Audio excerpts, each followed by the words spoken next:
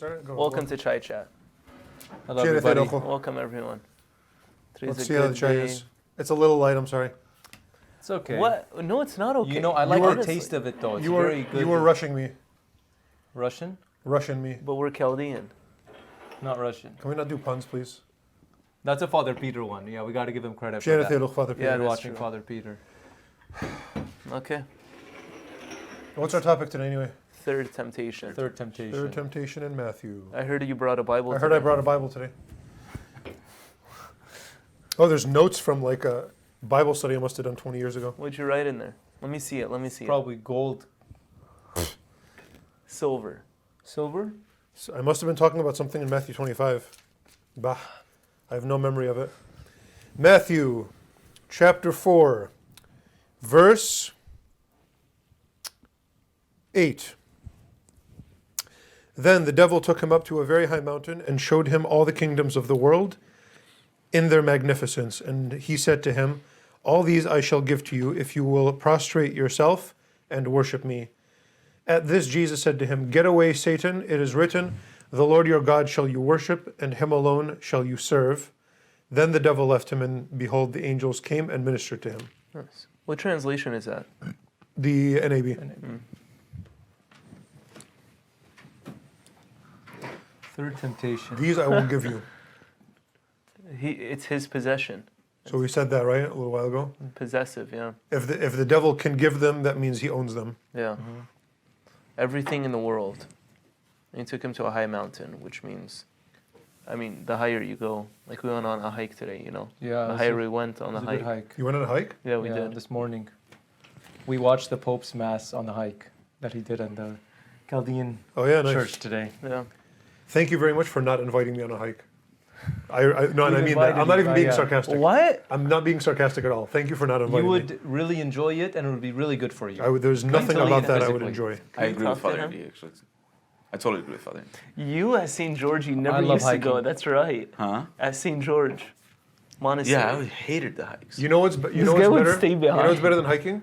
Wandering around Zelda Breath of the Wild. Yes, exactly, yeah. That's better Video than hiking. games. Video games. Yeah. Don't listen to them. And even that is exhausting sometimes. He took him up to a very high mountain, showed him all the kingdoms of the world in their magnificence.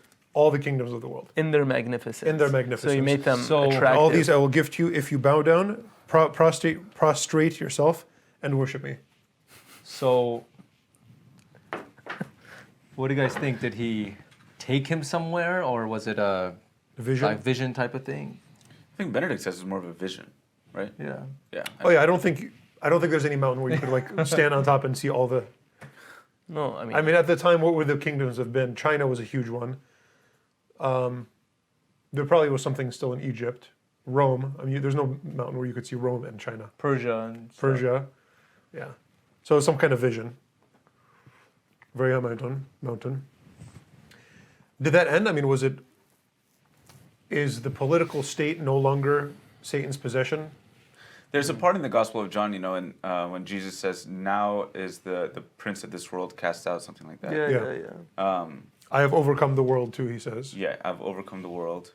So there's got to be this, like, Jesus has overcome the world, but it hasn't been definitive yet either. I guess we're in that period of the battle, I suppose, but Jesus has already won, but it hasn't yet finished, something like that. That's always the sense that I've had. Well, there's the city of God and the city of man. Yeah. And there's overlap to some degree Yeah. within the same sort of material thing, but is his kingdom of this world ever? When Jesus said, my kingdom is not of this world, did it become of this world after the resurrection or after Pentecost? Right, no. So it's not a political entity. So that's the thing, because it's very easy to sort of deliberately or accidentally treat it as if it's a political entity in this world. Just because it's a human institution. The church. Yeah, from one side it's a human institution. That's what happened in the Middle Ages when Yeah. the Pope was practically the emperor of Europe. Well, that's my question, because the idea of Christendom, the word Christendom is not the same as Christianity. Christendom means Christian kingdom. Is that a noble goal, or was that a noble goal when it was possible? It's not just that Christianity is it's legally allowed to worship as a Christian within a certain kingdom. That's one thing. It's that, and it's not just that Christianity is sort of the official religion of the Roman Empire during some time. It's that somehow a particular state is attempting to incarnate Christianity itself as a political. Is that a noble goal, or is that a contradiction of what Jesus actually wants? Because I have trouble with that, because there's a lot of, I think, legitimate Catholic thinkers that really push and say, no, that's great. That's in fact should be one of the goals of the church, and that really troubles me because it seems to be contradicting parts of the scriptures when Jesus denounces having a kingdom on this earth. I think it's a reduction of Christianity. I mean, I guess a lot of those Catholic thinkers would say that you don't lose the heavenly aspect of it if it's also a political entity on this earth. Yeah, But I think that you do lose the heavenly aspect of it. I think or you could maybe. the temptation would, definitely be there. You would definitely open yourself to it. The worldly aspect, when, it would be tempting to make it less about the kingdom of heaven and more about, gaining power and authority in this world. I just feel dangerous. I just feel cornered in every direction. Wherever direction I think of in this, I find a kind of tension, because on the one hand, all right, we don't want to reduce it. I think you're completely right. We don't want to reduce it to just, okay, like right now, okay, culture war or whatever we're going to talk about. All right, there's laws that are changing now. Things are legal now that wouldn't have been legal before, that we consider sins. Okay, or that are sins, just objectively, even from natural law, abortion or things like that. All these different things that are legally acceptable but are sins. It doesn't change the fact they're still sins. With the fact that it's legal doesn't make it not a sin. Yeah. On the other hand, no, there's a separation there. And then we even say, like, kind of in our idealism, no, there's a kind of purity in just letting the church be a non-political entity. On the other, and even the time of persecution is when the church is purest and most itself. Okay, but if that's it, then you should be very much in favor of Christian persecution. We should be voting so that there's persecution if that's what we really. But that's ridiculous too. And Jesus qualifies that too when he says, "Render to Caesar what is Caesar's, render to God what is God's." So he's giving that qualification. He's given that sort of command: render to him. Okay, your hands are sort of tied in that. But I think. He still gives an emphasis on making the distinction between the two, not allowing them to overlap. It's because they would see the Roman emperor as the Pontifex Maximus, right? The high priest. He was known as a savior, all Roman emperors were. And they were given these Christological titles to them. So, and I think Jesus knew that. That's why he made sure there needed to be a distinction. And the same thing that you were saying, Father Andrew,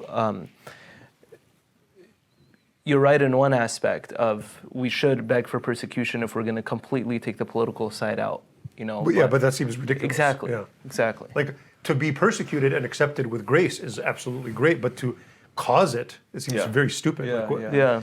And so, so this comes down to things like voting. Okay, in my voting, am I going to try to make America, as an American citizen, should my voting be to try to make America into a Christian theocracy? That makes me kind of an enemy of the American state, which by definition isn't that. I'd be sort of saying I want America to become something other than it is in the Constitution. Not that that's the only way that people are trying to change the Constitution now, but that doesn't seem really right. On the other hand, to say, no, when you vote, you're not allowed at all to think about your faith, that seems completely wrong too. It seems like the way the American state is built is each individual is meant to vote according to their conscience. And if they happen to be religious, by all means, vote according to your religious conscience. I'm speaking just as an American. As a Catholic, I think the same thing would go here. But that's not the same as saying, I want to sort of take over the empire and make this into a Christian nation, when by definition it isn't. And maybe by definition, no nation can be completely. Because if you say, I'm going to make a theocratic nation, it's happened before, but it doesn't seem to go well. And it seems like that's exactly what this temptation is. Yeah, and I think Jesus describes this when he describes what our relationship to the world should be, what the church's relationship with the world should be, when he says, you are the salt of the earth, you are the light of the world. I think that's what our relationship should be, not the owner or possessor of the earth or of the world, but the salt and the light. Yeah. Right? And that's a relationship that's involved and that kind of upgrades the world and makes it a better place or whatever, but it doesn't have ownership over it. And I think that's the right way to do it. I don't think that, like, if you talk about Christendom, just a Christian political entity and the kingdom of God, I think these things are mutually exclusive. I don't think that there's overlap for sure, but I don't think that they can exist hand in hand because of sin. I think because of sin. As a result of sin, not because it's a bad idea. I mean, if there's some part of the world that wants, or some time in history that says, no, we and the citizens of this, or the leaders of this country are choosing to make, I'm not saying that's bad. Yeah. I kind of want to say, like, go ahead, do this or do that, and sometimes one will be better than the other in some ways, depending on the goodness of the leaders or the goodness of the citizens, but no matter what you do, it's always going to be a polis. It's never going to be a church. Yeah. So I think, let me put it this way. If you guys are confused and you're like not quite sure what we're trying to say, it's because politics is a complicated thing and doesn't have simple answers. But on the one hand, you have that theocratic nation. I'm not saying it's good or bad. On the other hand, though we should never wait for a kingdom of this earth to be perfect, that's not an excuse to not try to make it better, even as a political state. I mean, it's true to say you should work on yourself first and try to become a saint, but it's evasive if you say do that, but don't even worry about your community or the world around you and making it better. No, I think we're responsible for both, knowing that the state will never be perfect, but we still should try to make it better, whatever that might be. And nowadays, the state, from what I see, is wanting to get way more involved than it should with the church, right? And for the church, on the ecclesial side, it's I think tempting for a lot of people in the church when politics is involved, because what that means is, getting your own benefits, self-benefits, and seeking out your own glory and what they could do for you, what deals you could cut with them, so on and so forth. And I think that's the most damaging thing about it, And I think that I think there was a sort of passive admixture of that in the third temptation, is knowing that there is that side to it as well, human glory and politics being involved. So right now, what we have, there's a very kind of dumb misunderstanding when they say, the church gets tax, what do we get? Exemption. Here, let me just explain what that means. All of us pay taxes on our income. Every time we buy something, we pay taxes. All of our church employees pay taxes. When we pay them, we pay Social Security, everything. What we don't pay is property tax. That's it, right? Yeah. Tax exempt means just that. Everything else we pay. And that's all nonprofits too, not just the church. And that's all nonprofits, not just the church. So don't think, people will try to the church is nonprofit, but it's getting these tax benefits and blah, blah, blah, and still it's not at all that kind of blatant. They're not giving us any gifts. We're just being treated like any other nonprofit organization. Because this really bothered me when I was seeing tweets saying, the church, this rich institution is getting billions of dollars of COVID relief funds. No, we're not. The employees of the church that need it just as much as everybody else. We have employees. Employees like St. Peter Cathedral. Yes, the Catholic Church is this huge, gigantic institution, but not St. Peter Cathedral.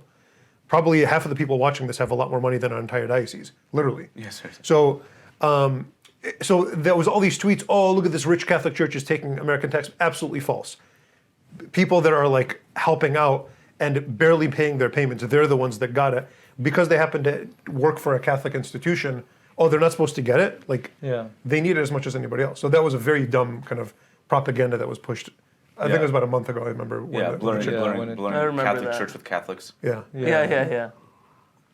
So Jesus. So that's not we're selling out to the king. No, we're citizens like everybody else. We have the right to everything every other citizen has, every other nonprofit institution. Yeah, I was going to say how Jesus responds very directly.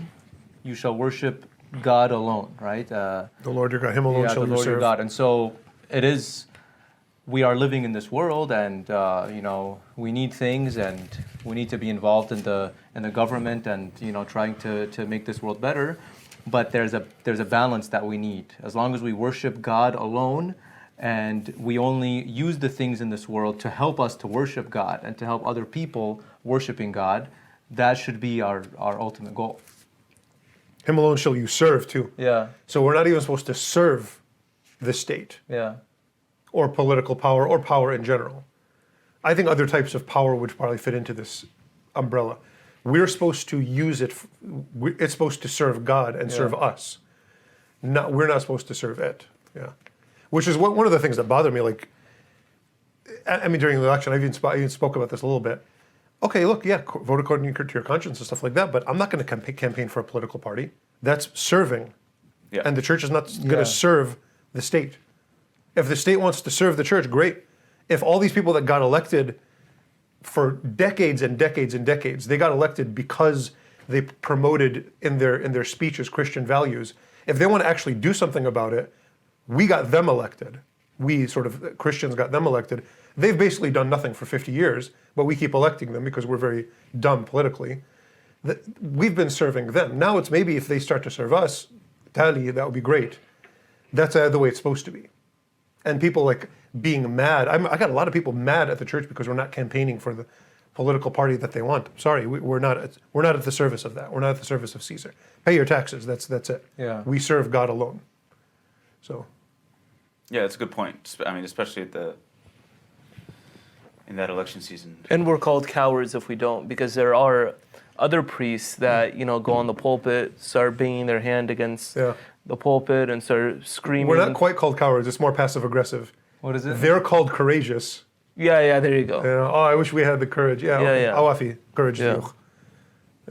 Brigat alochu. We should do it all in Surat one day. A whole chai chat. With maybe subtitles for those that don't understand. Ooh. What do you guys think? We'll do it.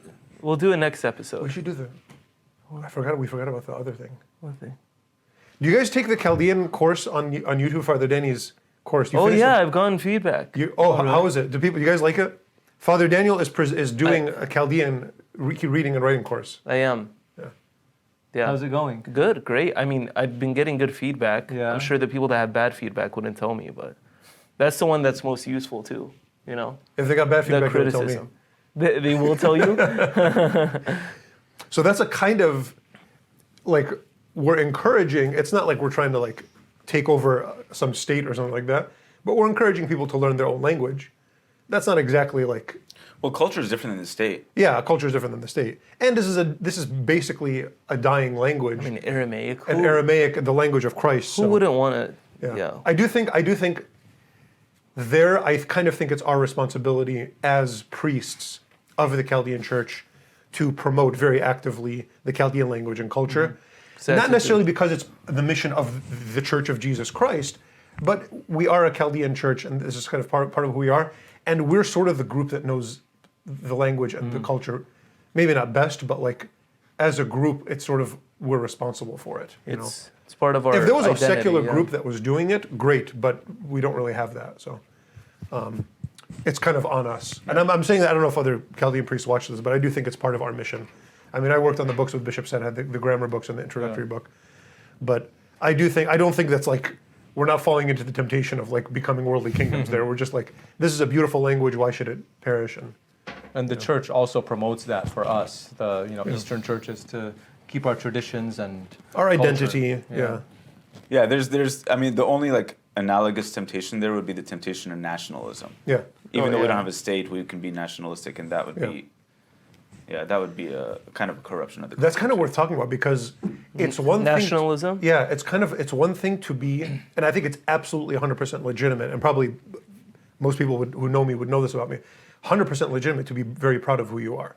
I'm proud of my roots. I'm proud of like the history that's there, my language, the culture that I have.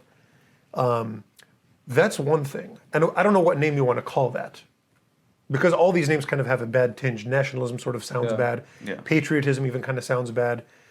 National pride, all these kind of have a bad sound to them because they're attached to like white supremacy or something like that.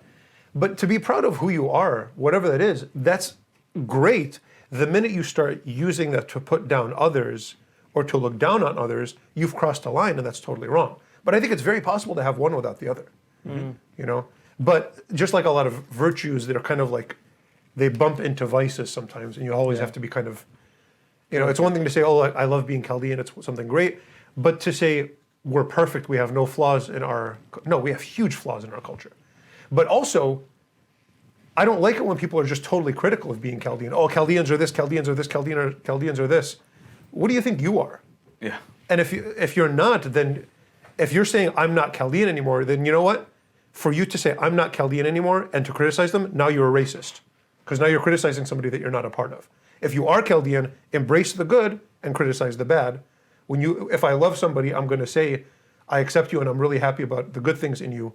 But when I see something bad, I'm going to criticize you in love, not in hatred. And I really see a lot of people bashing the Chaldean community and the Chaldean culture without loving it. And you know what? No, that's an act of racism to me.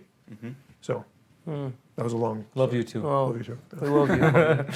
Give him a hug for me, please. I need a hug. Please, Come here. give him a Get hug. away from me. After. Eh? Do we buy something?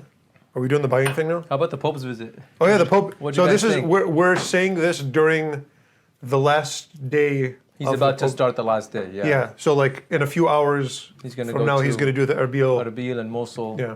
So we're praying for his safety. It was nice. I think it's a Yeah. cool visit. Yeah. It's cool. Historical. I think he celebrated a Chaldean Rite Mass. Yeah. I think that's Secundum amazing. quid. Is that the first time a pope has done that? I don't know. That's what probably, they're saying. Probably. First, Yeah. yeah, In a that's- manner of speaking. Yeah. That's very, Yeah. yeah, that's very honorable. Yeah. Yep. Pretty cool. And in Italian. Yeah. In Italian. Probably the first time it's been done. He could have learned. He could have learned Chaldean just to say the mass. It's the least he could do. I was hoping he would have said Shlama Amkhon, but he At said least that. Assalamu alaikum. Yeah. I don't think that's his fault. Yeah. It's your fault. No. It is my fault. What'd you guys get from Okay. I buy unnamed anything this online merchants? You got it. Please tell me you got a toothbrush or something. No, to go. actually, I got something cool. What'd you get? Cool. The monks don't even know this yet, but they will have found out by the time they watch this. Okay. But I bought laser tag things that you can do at home, so we can play laser tag around. Yeah, it's gonna be fun. You're gonna break everything that's in there. Around St. John's property. Oh, actually. outside. Okay. Wow. Okay. Yeah, it's gonna be fun. You're gonna come tonight, right? It's Yeah, ridiculous. hopefully. Yeah, so we're gonna play that. I bought- Saturday nights are our hangout nights, so we have to come up with like more fun things. Better than talking. That's actually really fun, dude. I'm gonna come. You wanna go? We'll see what happens, man. What did you get, Father Daniel? I got a commentary on the Code of Canons, according to the Eastern Hello? Church. Nice, man. I got a Padres wallet for my nephew. It's his birthday. It's not for your nephew, bro. Don't. No, it is. It is. I don't need a Padres wallet. I got this little rug Whoa. for in front of the seminary altar because we had one very much like this, and it was stolen by a vicious, malicious person named Father Daniel who thieved it. He has Robert. bad. Who thieved it from the seminary? Yeah, I know. So that we could I use it know. in front of the I- altar I know. in the Outside. tent. In the tent. He has. And now it's lost. It's Coming gone, from the person that has the worst memory in the world. gone forever. The worst memory. Am I wrong? You might be. Anyway, I got this rug. I'll send you the bill. Send me whatever you want. What are we singing today? You guys I'm Why- wanna- not singing anything. Can you guys vote in the comments and vote Yeah, against the honestly. singing? I don't think they like it. Because Let I us think know. if they liked it, we would have heard some feedback. We would on have it. heard at least, Yeah. right? Let us know. Just Today we're going to do it just put to, yes or no. We're gonna sing in Chaldean today. Oh, this one? Okay, I've been starting them every time. Come Go on, ahead. guys. Sorry. No, come No, on. it's Just a- start it's it. It's tradition. tradition. This is probably going to be our last one anyway. It's not. Don't worry. بيوم ثقد ما صوم يبصم علي كل كان قد ما يبصم مغلب ليلة رونا واخني حبي وي قتل خبر قل ساطان ادغل بخل كل صنعات شو حال خماران شو حال خبرة دالا برغدا بالصوم زكيلا. Cheers. Peace out. See you next Yalla week. bye. I didn't drink my chai. Yalla bye. Drink now. Drink down it.